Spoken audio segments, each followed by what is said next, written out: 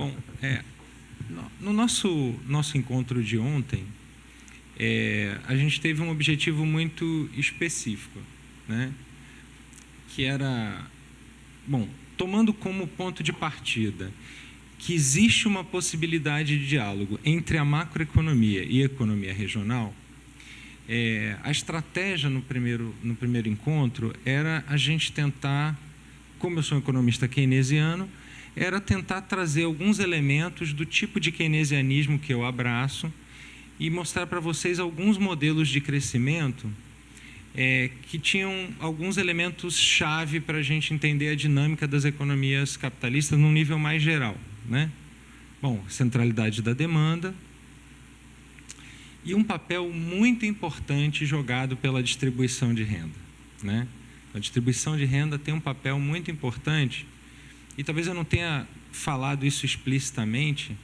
A distribuição de renda nos modelos que eu apresentei ontem para vocês, ela determina um multiplicador keynesiano. Não sei se vocês conseguiram perceber isso. Ela tem uma conexão muito estreita com o multiplicador keynesiano, ainda que isso apareça de uma forma diferente daquela que a gente está acostumado com o livro-texto. Tá certo?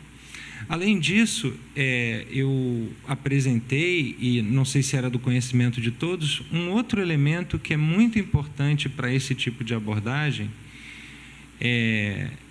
que é o efeito acelerador, que está vinculado ao impacto na sua versão dinâmica, que as variações do nível de atividade têm sobre o investimento, e na sua versão estática, nas variações que o grau de utilização da capacidade produtiva tem sobre o investimento, né?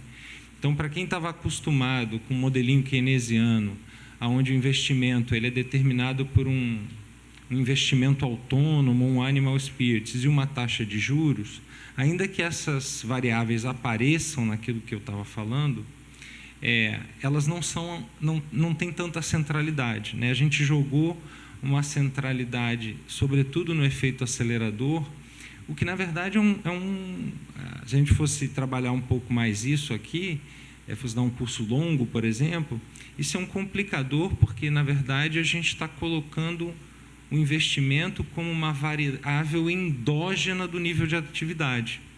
Enquanto no modelo keynesiano, como a gente é apresentado, o investimento é uma variável exógena a determinar o nível de atividade.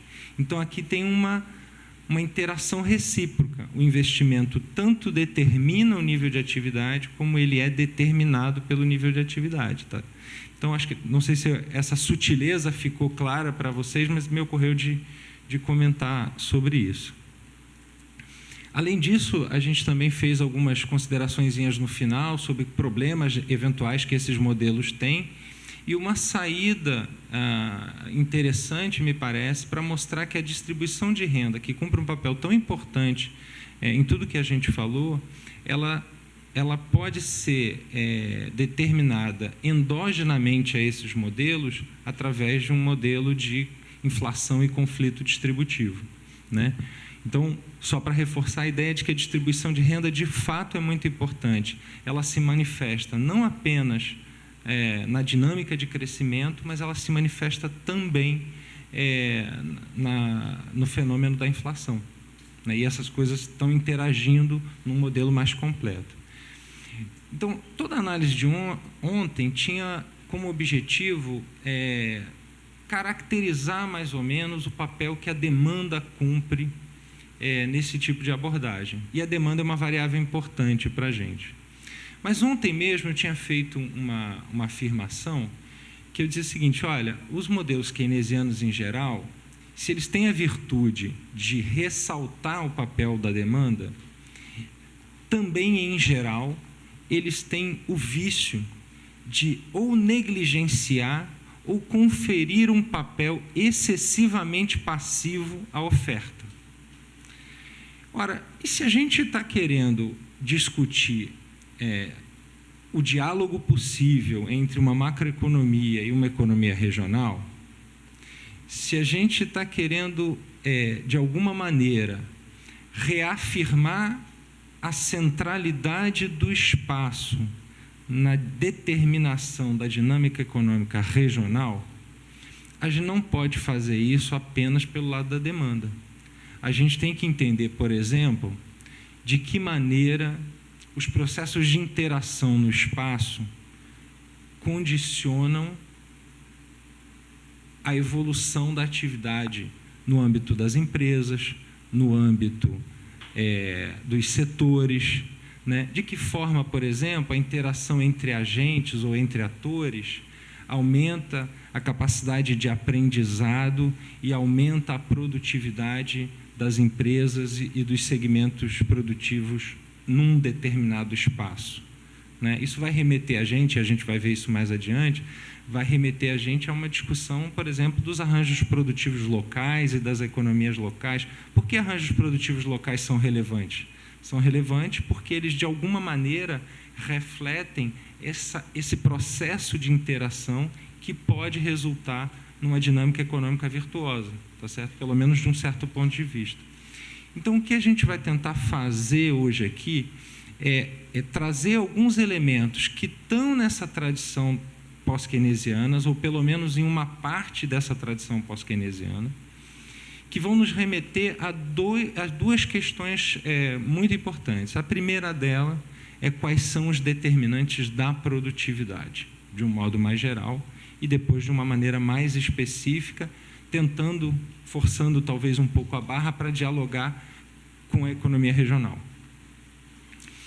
E um segundo elemento que a gente vai tratar diz respeito à discussão de uma variável da demanda que ficou omissa na sessão de ontem, não porque ela fosse menos importante, e na verdade não é, talvez hoje em dia alguns keynesianos considerem como mais importante do que talvez o investimento, o que pode parecer um pouco esquisito, mas eu vou me fazer mais claro mais adiante, mas que a gente só vai tratar hoje porque ela tem uma conexão muito estreita com a discussão de produtividade. E a variável de demanda a qual eu me refiro é a exportação, ou melhor dizendo, as exportações líquidas. Tá certo? Elas cumprem um papel muito significativo, não só na determinação do nível de atividade pelo lado da demanda, né, como um empuxo de demanda mesmo, mas elas cumprem um papel, sobretudo no nível nacional, como um elemento importante na medida em que, nós estamos falando de países periféricos, né, na medida em que países como o Brasil necessitam, para a continuidade do seu processo de crescimento, de um volume de reservas internacionais relativamente significativo, uma vez que não emitem a moeda que é reserva de valor em âmbito internacional, como, por exemplo, os americanos fazem com o dólar. Tá certo? Americanos têm problemas de balanço de pagamento? Dificilmente teriam. Eles emitem a moeda reserva de valor internacional, né? Então, é muito difícil que eles tenham problemas de balanço de pagamento, no sentido de que eles não conseguem cumprir as suas obrigações contratuais com os seus parceiros, porque não têm a divisa relevante aceita em nível internacional para o pagamento das suas obrigações contratuais. O caso brasileiro e o caso da maior parte dos países do mundo, exceto a região do euro, mas mesmo assim um pouco mais complicado. Talvez a gente possa falar um pouco do Japão, mas mesmo assim muito pequeno. A China agora tem um certo protagonismo regional, ainda que seja uma economia muito grande. Então, uma parte das suas transações faz em yuan, mas a outra parte faz em dólar. Então, uma parte significativa das transações são feitas em dólar. Então, como a gente não emite moeda reserva internacional, a gente precisa ter recursos externos, e aí a tradição keynesiana vai apostar mais na discussão do comércio internacional do que dos fluxos de investimento internacionais, como um elemento de longo prazo que permite não só um maior crescimento pelo impacto da demanda, mas também porque alivia ou permite que a gente tenha a moeda necessária para fazer face às nossas obrigações contratuais com os nossos parceiros. Tá? Então, um pouco o objetivo da aula de hoje é a gente discutir esses elementos da tradição keynesiana e, num segundo momento, tentar avaliar de que forma eu consigo conectar, ou se é que eu consigo, eu estou fazendo uma aposta aqui, né, tentar convencer vocês de que é possível fazer uma conexão, né, tendo em mente as mediações necessárias para isso, mas fazer uma conexão entre essa abordagem, que de um modo geral foi pensada para o nível macro, né, fazê-la também para o nível regional, né, para que a gente possa tentar entender a dinâmica de crescimento das regiões. Essa é um pouco a ideia, e não só entender a dinâmica de crescimento das regiões, mas entender a dinâmica de crescimento das regiões e entender, de certo modo, a dinâmica de crescimento nacional a partir, digamos assim, desse complexo de economias regionais, tá certo? Que interagem e que, na prática, são eles que produzem a dinâmica de crescimento em nível macro e em nível nacional. Tá? Deixa eu ver se eu consigo.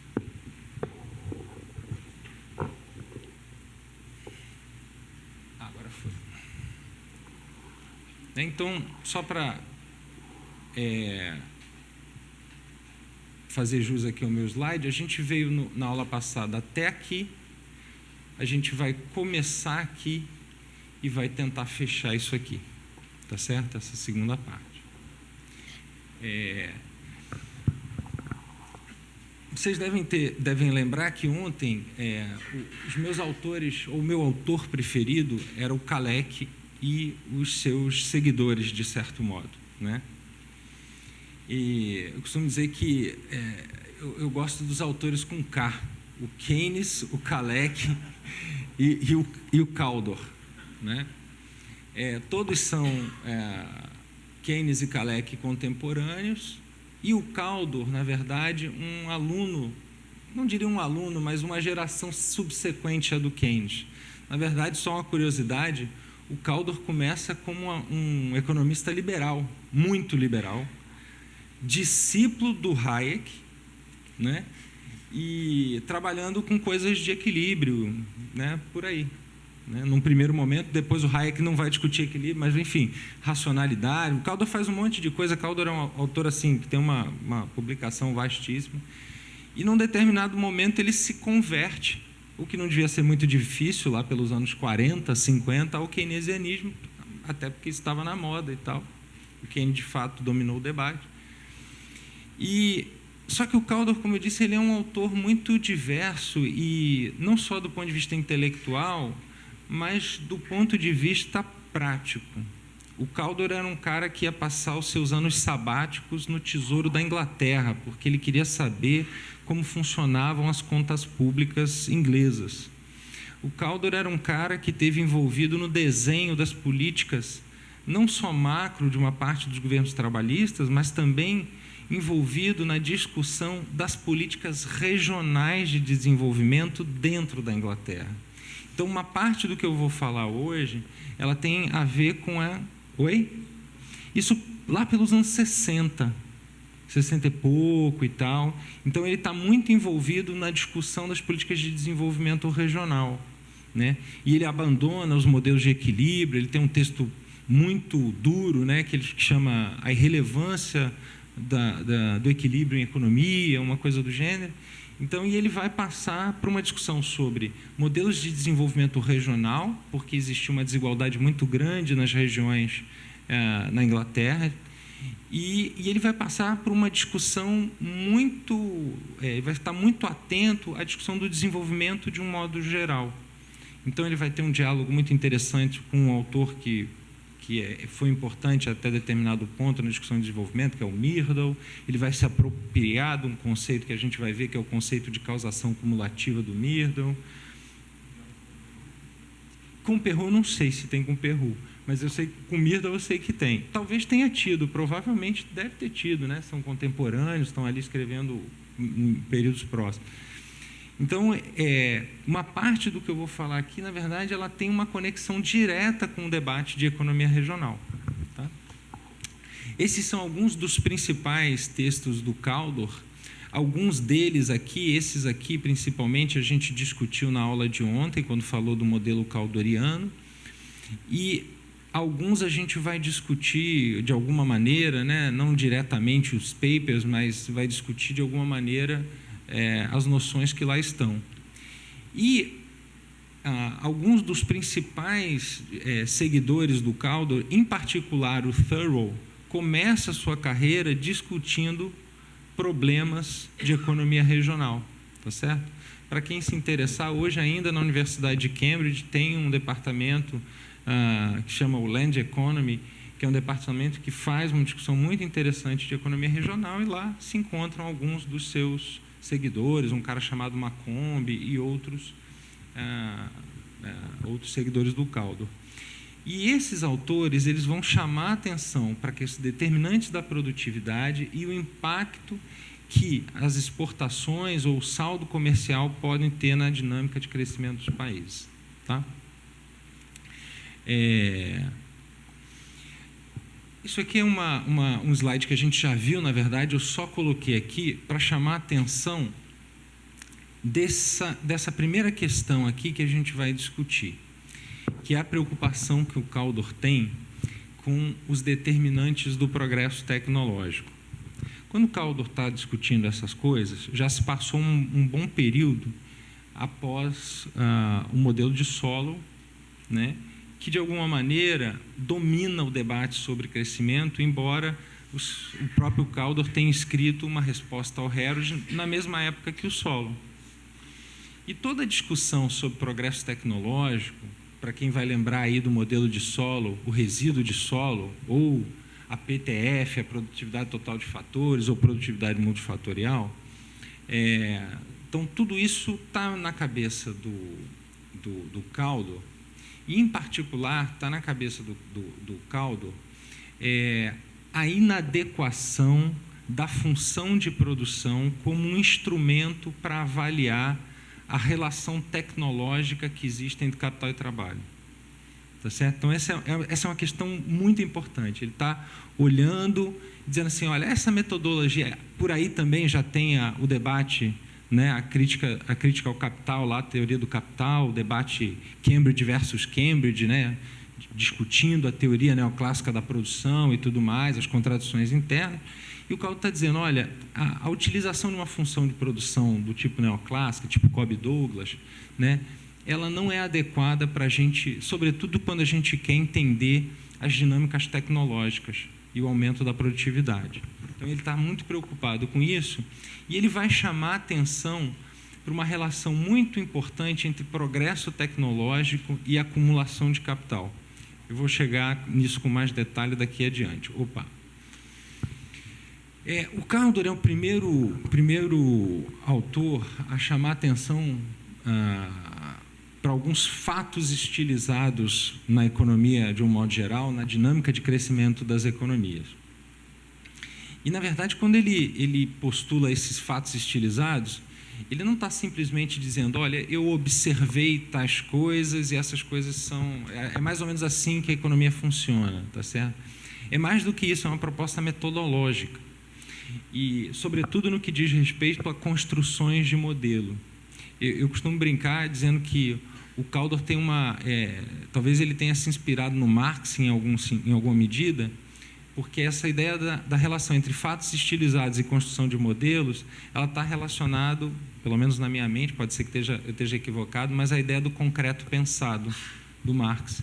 A ideia de que você vai para o real, identifica quais são as principais características, ainda que de forma muito preliminar e embrionária, para aí, num segundo momento, você tentar racionalizar essas coisas, né? Então, ele está, ao mesmo tempo, ao lançar os fatos estilizados e construir modelos para tentar explicar esses fatos estilizados, ele está, mais uma vez, fazendo uma nova crítica à metodologia neoclássica de produção de modelos, né? Então, tem algumas coisas aqui que são importantes e que, de alguma maneira, orientam o debate sobre crescimento. Inclusive, até hoje, se vocês pegarem o livro do Jones, né? A primeira coisa do livro do Jones que ele vai fazer é dizer quais são os fatos estilizados, embora ele não cite o Caldor para fazer isso, né? De maneira um pouco, eu acho, deselegante, né? Então, hoje pode parecer um pouco batido, mas lá nos anos 60, quando Caldor postulou essas coisas, não era, não. Quais são os principais fatos estilizados sobre a trajetória de desenvolvimento dos países? O primeiro deles é que o produto agregado e a produtividade do trabalho crescem ao longo do tempo. O segundo é que a relação capital-trabalho aumenta no longo prazo. E com isso, por exemplo, aqui a gente já está, de alguma maneira, contemplando também o modelo de Solow. Isso aqui está no modelo de Solow, como vocês devem lembrar. Um outro elemento aqui é que a taxa de lucro parece ser estável e superior à taxa de juros de longo prazo. Nisso aqui, o Caldor também está discutindo com os marxistas da época, né? Sobretudo por conta da discussão em torno da lei de tendência daquela taxa de lucro.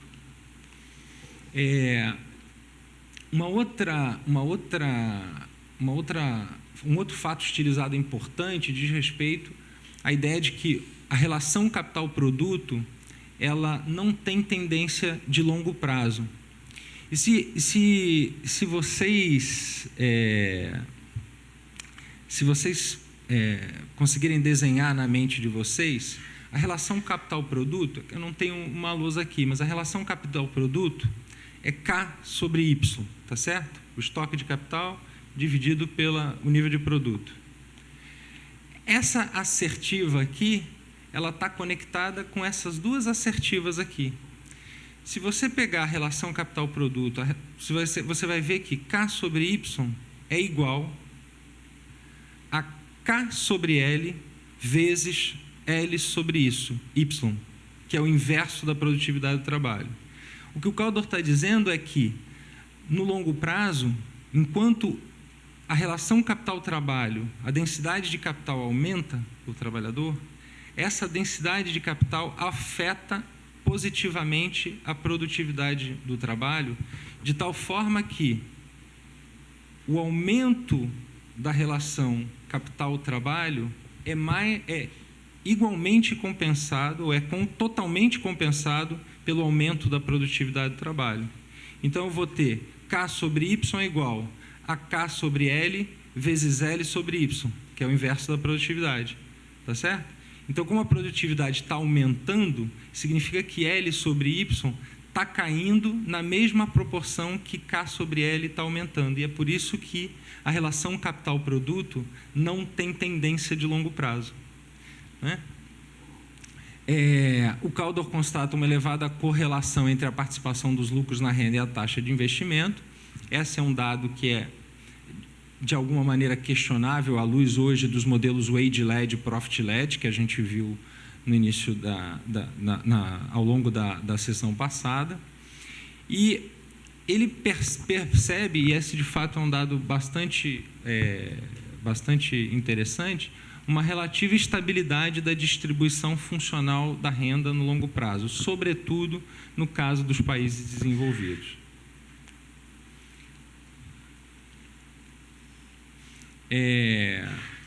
Isso depende, evidentemente, que os salários reais cresçam de acordo com a produtividade. É isso que garante que a participação do salário seja estável, né? Isso, inclusive, tem uma conexão muito interessante com...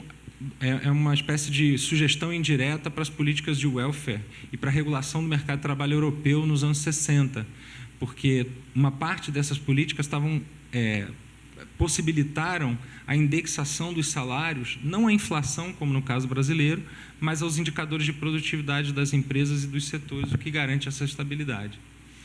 E, por fim, o último fato estilizado que o Caldor chama a atenção é que as taxas de crescimento do produto e da produtividade são diferentes entre as diversas sociedades. E aí ele está fazendo uma crítica, aqui para a gente aparentemente indireta, mas na verdade direta, a toda a tradição neoclássica que apostava na convergência ou absoluta ou na convergência condicional das taxas de crescimento entre os países. Tá? Quais são os elementos, quer dizer, feita essa primeira observação mais geral, e num certo sentido até meio grosseira da realidade, assim, né? São os primeiros dados. Quais são os elementos que o Kaldor vai mobilizar para tentar explicar esses fatos estilizados, né? Lembrando que a metodologia, nesse caso, eu parto de uma observação preliminar do real para tentar compreender esse real, e não de nenhum axioma a priorístico ou coisas do gênero para fazer essa estratégia de compreensão, né? O Kaldor vai chamar a atenção para algumas coisas que são muito caras, num certo sentido, para a teoria neoclássica, e que ele vai se colocar na contramão da teoria neoclássica.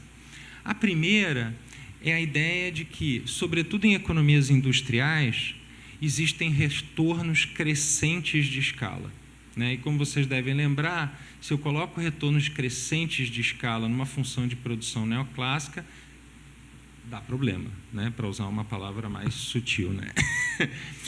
Todas as propriedades bem comportadas de uma função de produção neoclássica ficam comprometidas quando eu tenho retornos crescentes de escala. A outra coisa que o Kaldor vai chamar a atenção e vai fazer uma discussão muito interessante e detida diz respeito à maneira como ele vê a mudança tecnológica e o progresso tecnológico. A gente vai ver que ele vai ter uma interpretação completamente diferente da tradição neoclássica, mas de imediato já dá para chamar a atenção sobre duas coisas. A primeira delas é que o Kaldor vai ser um dos primeiros autores a levantar a ideia de que, olha, uma parte significativa do progresso tecnológico está relacionada à própria acumulação de capital. Hoje, essa abordagem é conhecida como abordagem de vintages ou abordagem de safras de investimento.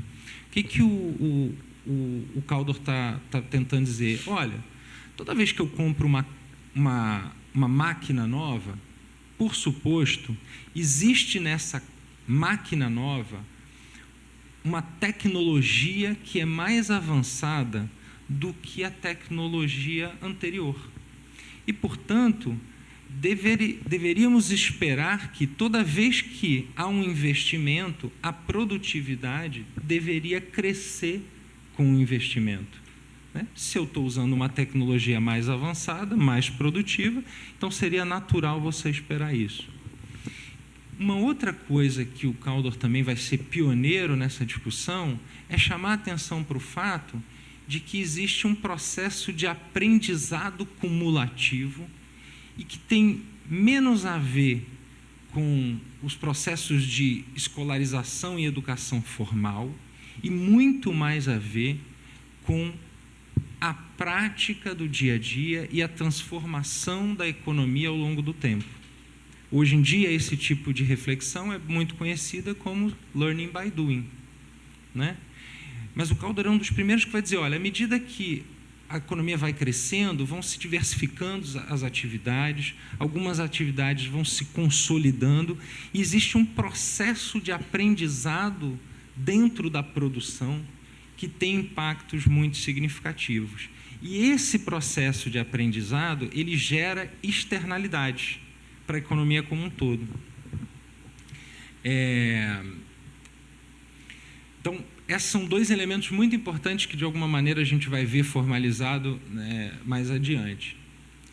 Outras questões que o Kaldor vai tratar é a reafirmação de que os processos de concorrência raramente concorrem para um modelo de concorrência perfeita, como advoga a teoria neoclássica mais convencional. Lembrando que, hoje em dia, se a gente pega os modelos de crescimento endógeno, por exemplo, os próprios economistas ortodoxos reconhecem que, para você ter progresso tecnológico, você precisa, por exemplo, garantir direitos de propriedade intelectual via patentes. Isso é uma maneira de limitar o processo de concorrência. Então, na verdade, é praticamente impossível, e aí eu acho que os teóricos de crescimento endógeno são claros com relação a isso, é muito difícil você imaginar que a economia concorra, né, ela vai em direção a esse universo da concorrência perfeita. Muito pelo contrário, o progresso tecnológico, ele implica e ele exige medidas de restrição a concorrência. Patentes é uma maneira de restringir a concorrência, segredos industriais é uma outra maneira de restringir a concorrência, na medida em que você evita a difusão do conhecimento sobre os produtos que estão sendo produzidos, ou pelo menos sobre o processo produtivo que os realiza, né? O Calder vai chamar a atenção, né, para a questão das variáveis de demanda e as variáveis distributivas, como a gente já viu, né? O Calder vai também chamar a atenção, como não poderia ser diferente, para a relação entre capital e trabalho no processo produtivo, e a gente vai ver mais ao final da aula de hoje que a gente tem uma discussão muito interessante sobre o impacto que a distribuição de renda tem sobre a dinâmica da produtividade, ou o que ela pode ter sobre a dinâmica da produtividade, né? Por fim, aqui também brigando um pouco com os neoclássicos, o Calder vai fazer algumas considerações sobre a oferta de trabalho. Mas isso aqui a gente vai explorar pouco.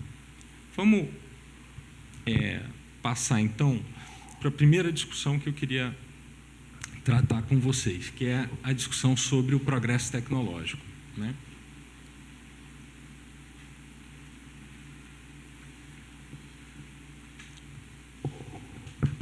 O primeiro ponto de divergência, e aí eu fiz um quadrinho meio comparativo ali, o X ali é o produto, tá? Só para lembrar, eu estou usando uma outra anotação um pouco diferente da usual. O X é o PIB, tá?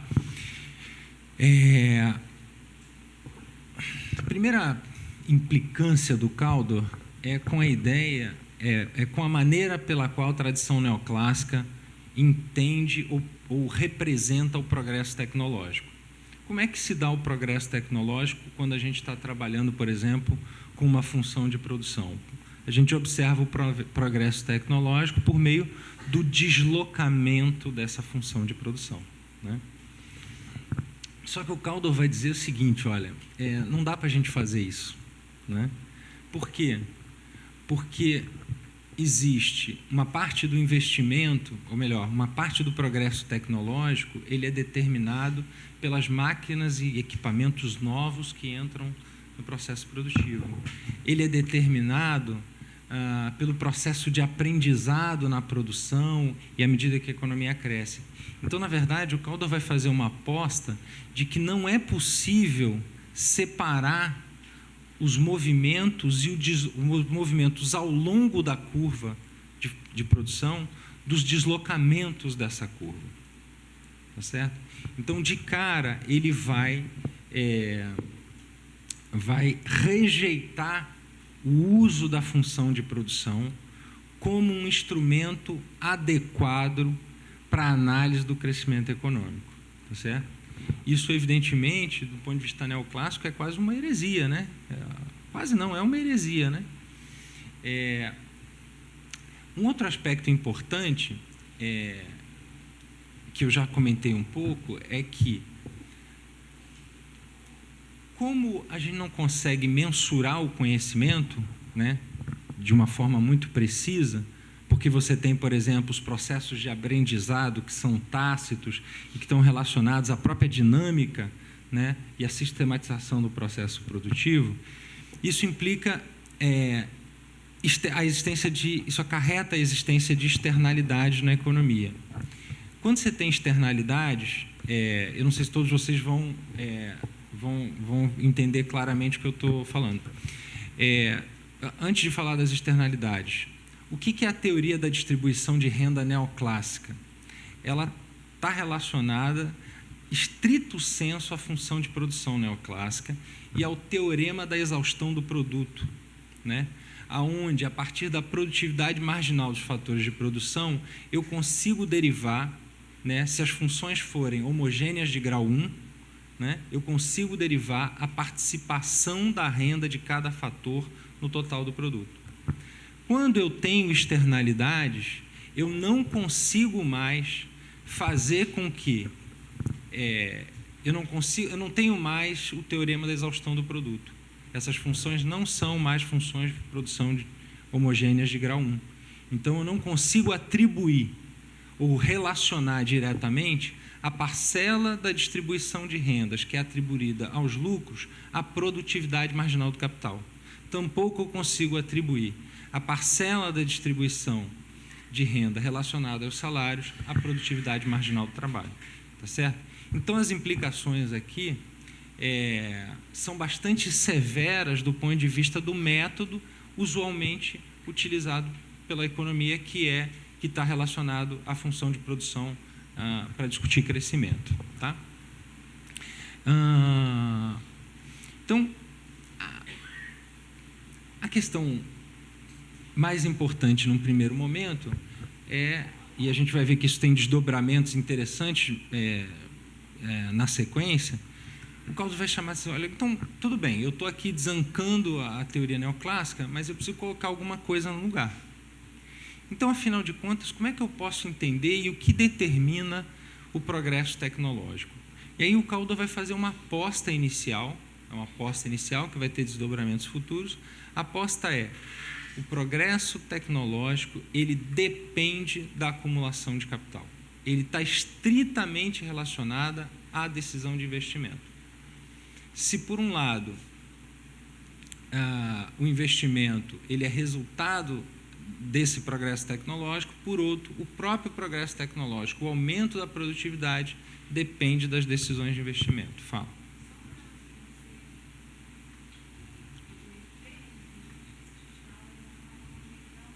Isso. E no caso aqui, o fato é que você não tem rendimentos marginais decrescentes do capital, né? Que é, por exemplo, o que acontece nos modelos AK, né? Por que o modelo AK, a taxa de poupança, determina também a taxa de crescimento do produto, da produtividade? Porque, como você tem externalidade, como você tem... o capital deixa de ter rendimentos decrescentes, marginais decrescentes. O que faz com que o modelo de solo seja como ele é o fato de que o estoque de capital ele tem rendimentos marginais decrescentes. No modelo AK, não.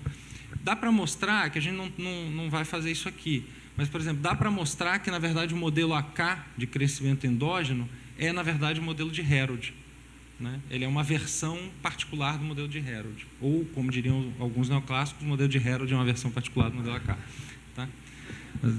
Tem poucos autores que reconhecem isso. O único que eu vi reconhecer em manual de macro é o livro do Aguillon e Howitt, que a primeira coisa que eles falam é o modelo de Herold e o modelo AK. Mas o resto não reconhece, não. Ou, em geral, não reconhece. Cara, dá uma apertadinha para mim aí, por favor. Opa. Então, o que o Calder vai tentar colocar no lugar da função de produção neoclássica, ou dos deslocamentos da função de produção neoclássica para entender o progresso tecnológico? Ele vai criar aquilo que ficou convencional e que ele mesmo chamou de função de progresso técnico. Tá? Essa função de progresso técnico ela é bem mais complexa do que a gente vai apresentar aqui, tem vários desdobramentos e tal, mas eu só vou chamar a atenção. O que essa função de progresso técnico faz? Ela estabelece uma relação entre a taxa de crescimento da produtividade e a taxa de crescimento do estoque de capital. Tá certo? É isso que ela faz. Né? Então, essa é uma função que ela tem retorno decrescente num determinado momento e depois ela é decrescente a partir do ponto de equilíbrio. Né? Então, a produtividade depende da magnitude da acumulação. A posição dessa função, esse ponto aqui, ele depende daquilo, de alguns elementos, num certo sentido, psicológicos, talvez pudéssemos chamar assim, no mesmo espírito que o Keynes fala da propensão psicológica a consumir. Né? Então, o que o Calder está chamando atenção é para fatores como inventividade e disposição à mudança. Né? São elementos centrais para que a gente entenda por que a função de progresso tecnológico, por exemplo, numa sociedade, ela começa de um patamar mais alto do que o outro. Um pequeno parêntese, eu sempre tive uma bronca do pessoal do empreendedorismo. Né? Só que depois que eu comecei a estudar isso, aí eu vi que tem uma racionalidade na discussão do empreendedorismo que eu não tinha percebido e que eu, por ignorância, manifestava um certo preconceito com essa discussão de empreendedorismo. num certo sentido, é como se você poderia pensar a discussão do empreendedorismo como essa disposição à inventividade e à mudança que desloca uma função de progresso tecnológico, tá certo? Então, eu que sempre tive muito preconceito com essa discussão de empreendedorismo, achava uma discussão, podia ser engraçadinha, mas que não tinha muita consequência, mas, de fato, de um ponto de vista caldoriano, isso faz um certo sentido. O Caldo vai chamar a atenção para o fato de que esse formato da curva aqui, ele tem a ver com a utilização de ideias ainda inexploradas, né? Esse é um conceito que para mim não ficou muito claro também, mas, enfim, acho que essa é a ideia um pouco. E o Caldo vai chamar a atenção de que o progresso tecnológico é neutro no sentido de Herold, né? Não sei se para você está claro, o progresso tecnológico neutro no sentido de Herold é aquele que aumenta a produtividade de um dos fatores de produção, né? Por exemplo, no modelo de solo, o que a gente faz quando a gente coloca o progresso tecnológico? A gente joga para dentro da função de produção, né, e aumenta, né, a produtividade do trabalho, e a gente passa a chamar o trabalho, se vocês lembrarem na função, na sua forma reduziva, a gente passa a trabalhar com a noção de trabalho efetivo. Então, essa é um pouco a ideia aqui do progresso tecnológico neutro, tá?